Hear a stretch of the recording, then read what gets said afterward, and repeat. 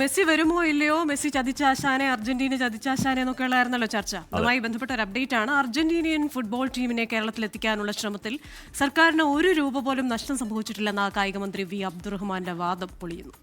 കായിക മന്ത്രിയുടെയും സംഘത്തിന്റെയും സ്പെയിൻ സന്ദർശനത്തിന് മാത്രം ചെലവായത് 13 ലക്ഷത്തിലധികം രൂപയാണ്. ഇത് സംബന്ധിച്ച് വിവരാവകാശ രേഖയുടെ പകർപ്പ് 24 കിട്ടി. 24 ബ്രേക്കിംഗ്. സ്പോർട്സ് ഡെസ്കിൽ നിന്ന് അനിൽ വാസുദേവാണ് വാർത്തയുടെ വിവരങ്ങൾ വെച്ചിരുന്നത്. Anil, good morning.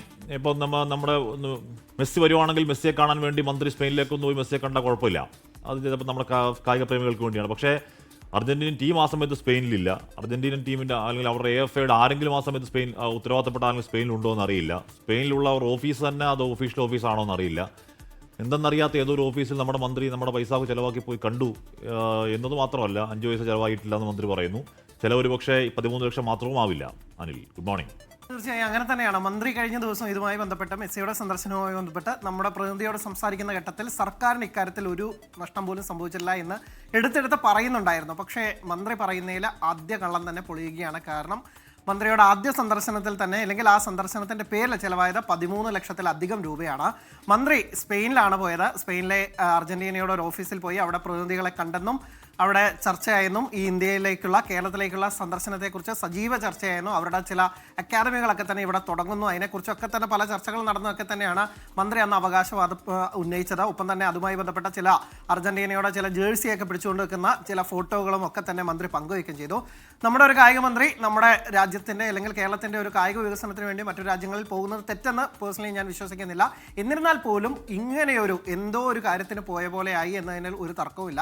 ഒരു തമാശയുണ്ട്. മുള വാങ്ങാൻ ഒരു സ്ഥലത്തേക്ക് പോയി, നല്ല മുള കിട്ടിയില്ല, ആ കാശ് നഷ്ടം. മറ്റൊരു സ്ഥലത്ത് പോയി ആ മുള കിട്ടിയില്ല എന്നൊരു അടുത്തൊരു സിനിമയെ കണ്ടത് പറഞ്ഞ പോലെ മന്ത്രി പോയത് മാത്രം മിച്ചം. ആ 13 ലക്ഷം കേരളത്തിൻ്റെ ഖജനാവിന് നഷ്ടം എന്നത് മാത്രമാണ്. ഇത് സംബന്ധിച്ച് വലിയ വലിയ ദുരൂഹതകളുണ്ട്. ഹാഷ്മി സൂചിപ്പിച്ച പോലെ തന്നെ ആ സമയം അർജന്റീനയുടെ ഒരു ഫുട്ബോൾ മത്സരം, ലോകകപ്പ് യോഗ്യതാ മത്സരം ലാറ്റിൻ അമേരിക്കയിലാണ് നടക്കുന്നത്. അവിടെയാണ് AFA പ്രസിഡന്റ് ക്ലോഡിയോ ടാപ്പി അടക്കമുള്ള പ്രധാനപ്പെട്ട ആളുകളൊക്കെ തന്നെ ഉണ്ടായിരുന്നു. ആ ഘട്ടത്തിൽ മന്ത്രി എന്തിനാണ് സ്പെയിനിലേക്ക് പോയത് എന്ന കാര്യത്തിൽ അന്ന് തന്നെ പലരും വിമർശനം ഉന്നയിച്ചതാണ്. ഇങ്ങനെ വലിയ വലിയ സംശയങ്ങളുണ്ട്. ഇങ്ങനെ നമ്മളെ മോഹിപ്പിച്ച് അല്ലെങ്കിൽ വലിയ രീതിയിൽ കൊതിപ്പിച്ച് കടന്നു കളയുന്ന ഒരു നഷ്ടം, അത് വെറുതെ കൊതിപ്പിച്ച് കളയല്ല, സർക്കാരിന് വലിയ വലിയ നഷ്ടമുണ്ടാക്കി, ഇല്ലെങ്കിൽ കേരളത്തിന് തീരാ നാണക്കേടുണ്ടാക്കുന്ന തരത്തിലാണ് മന്ത്രിയുടെയും കായിക വകുപ്പിൻ്റെയും ഒക്കെ തന്നെ ഓരോ നടപടികൾ ഉണ്ടായത്.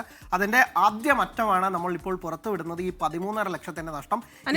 ചില പ്രായോഗിക പ്രശ്നങ്ങൾ കൂടെ ഉണ്ടല്ലോ. അതായത് ഒന്നെന്ന് പറയുന്നത്, ഈ മെസ്സിയും സംഘവും കളിക്കാൻ വരുന്ന ഗ്രൗണ്ട് അതൊരു ക്രിക്കറ്റ് ഗ്രൗണ്ടാണ്. അവിടെ പുല്ല് എത്ര വളർത്തിയാലും നമ്മുടെ ഈ ആഭ്യന്തര ടീമുകൾക്ക് പോലും ഫുട്ബോൾ കളിക്കാൻ പറ്റില്ല എന്നൊരു വാദമുണ്ട്. ഒപ്പം തന്നെ ഈ ഇത്രയും വേൾഡ് കപ്പ് ജയിച്ച ഒരു ടീം, മെസ്സിക്കും ടീമിനും അറിയാമോ ഇതൊരു ക്രിക്കറ്റ് ഗ്രൗണ്ടിലാണ് നമ്മൾ പോയി ഫുട്ബോൾ കളിക്കാൻ പോകുന്നത്. അതെ, ജൂണിൽ വേൾഡ് കപ്പ് കളിക്കാൻ പോകേണ്ട ഒരു ടീം. അപ്പോൾ അതൊരു പ്രശ്നം. രണ്ട്, നമ്മൾ ഈ വേൾഡ് കപ്പിന്റെ വിക്ടറി പരേഡ് കണ്ടതാണ്. ബ്യൂണസ് അയേഴ്സിൽ 30 കിലോമീറ്ററാണ് അവർ യാത്ര ചെയ്തതെന്നാണ് ഞാൻ മനസ്സിലാക്കുന്നത്. ഈ 55 കിലോമീറ്റർ മെസ്സിയും സംഘവും ഒരു ബസ്സിൽ യാത്ര ചെയ്യുക, കേരളം പോലെ എന്ന് പറഞ്ഞാൽ ഇതൊക്കെ അവർക്ക് അറിയാം. മെസ്സി ഇതൊക്കെ അറിഞ്ഞിട്ടുണ്ടോ? അതാണ് വലിയ കോമഡിയാണ്. ഈ രാമനാട്ടുകരയിൽ നിന്ന് ഇത്ര ദൂരം മെസ്സി ഒരു തുറന്ന ബസ്സിൽ അല്ലെങ്കിൽ ഒരു അടച്ച ചില്ലുകൂട് ബസ്സിൽ തന്നെ പോട്ടെ, അങ്ങനെ പോകുമ്പോൾ തന്നെ മെസ്സി ഇതിനൊക്കെ തയ്യാറാവുമോ, അല്ലെങ്കിൽ ഇങ്ങനെ ഒരു പ്രപ്പോസലിനൊക്കെ തയ്യാറായിട്ടുണ്ടോ എന്നൊക്കെ തന്നെ സംശയമാണ്. അപ്പോൾ അതൊക്കെ ഇനി ദൂരീകരിക്കേണ്ടത് ഈ പറഞ്ഞ സംഘാടകരും സർക്കാരും ഒക്കെ തന്നെയാണ്. പക്ഷേ ഈ ഗ്രൗണ്ടിൻ്റെ കാര്യത്തിലേക്ക് വന്നാൽ, ഇപ്പോൾ ഗ്രൗണ്ട് കേരള ക്രിക്കറ്റ് അസോസിയേഷന് വേണ്ടി ലീസിന് എടുത്തിരിക്കുകയാണ്. അവരാകട്ടെ ദീർഘകാല പ്രൊജക്റ്റുകൾ അവിടെ നടത്തുന്നത്. അടുത്തതായി കേരള ക്രിക്കറ്റ് ലീഗ് നടക്കുന്നുണ്ട്. ജനുവരിയിൽ ഇന്ത്യക്ക് ഒരു 2020 മത്സരം അനുവദിച്ചിട്ടുണ്ട്. അവിടെ ഒരു വിപുലമായി 8 പിച്ചുകളാണ് ഇപ്പോൾ ഈ മത്സരം നടത്താമെന്ന് പറയുന്ന കാര്യവട്ടം ഗ്രീൻഫീൽഡ് സ്റ്റേഡിയത്തിൽ ഒരുക്കിയിട്ടുള്ളത്. വലിയ ദീർഘനാളത്തെ പ്രൊജക്റ്റിൻ്റെ ഭാഗമായിട്ടാണ് കേരള ക്രിക്കറ്റ് അസോസിയേഷൻ ഈ 8 പിച്ചൊക്കെ ഒരുക്കിയത്. അത് ഒരു പിച്ച് ഒരുക്കുന്നത് പറയുന്നത് എത്ര കണ്ട് കഠിനമാണ്, അല്ലെങ്കിൽ എത്ര കണ്ട് പ്രയാസമുള്ള കാര്യമാണെന്ന് ഈ ക്രിക്കറ്റ് ആരാധകർ ഇല്ലെങ്കിൽ ക്രിക്കറ്റുമായി കായിക പ്രേമികൾക്കൊക്കെ തന്നെ അറിയാവുന്ന കാര്യമാണ്. അപ്പോൾ അത് പൊളിച്ച് അവിടെ വീണ്ടും ഫുട്ബോളിന് വേണ്ടി പുല്ല് വിരിക്കുന്നതൊക്കെ തന്നെ എത്ര കണ്ട് പ്രായോഗികമാണെന്ന കാര്യത്തിൽ തർക്കമുണ്ട്. ഇങ്ങനെ അബദ്ധജടിലം എന്നല്ല അത് ഈ കാര്യത്തിൽ ഒരു ഇതല്ല. കുറേ വാഗ്ദാനങ്ങൾ നൽകി, ഇല്ലെങ്കിൽ കുറേ കാശ് പൊടിച്ചു എന്നതിനപ്പുറത്തേക്ക് മെസ്സിയെ കൊണ്ടുവരുന്ന കാര്യത്തിൽ ഇവരുടെ ദിവാസ്വപ്നങ്ങൾക്കപ്പുറത്ത് ഒന്നും നടന്നിട്ടില്ല.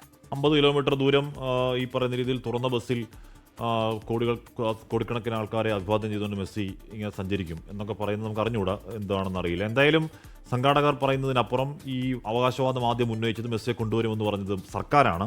സർക്കാരിൻ്റെ കായിക മന്ത്രിയാണ്. നിലമ്പൂർ തെരഞ്ഞെടുപ്പിന് തലേന്നും പാലക്കാട് തെരഞ്ഞെടുപ്പിന് തലേന്നും ഒക്കെ ഇത് ആവർത്തിച്ചുകൊണ്ടിരുന്നത് മന്ത്രിയാണ്. ഇക്കാര്യത്തിൽ ഉണ്ടായത് എന്താണെന്നും നമ്മുടെ ഖജനാവിൽ നിന്ന് വെറുതെ എത്ര രൂപ പൊടിച്ചു കളഞ്ഞുവെന്നും കൃത്യമായി വ്യക്തമാക്കേണ്ടതും കായിക മന്ത്രിയാണ്. വ്യക്തമാക്കുമെന്ന് പ്രതീക്ഷിക്കുകയും ചെയ്യാം. സമയം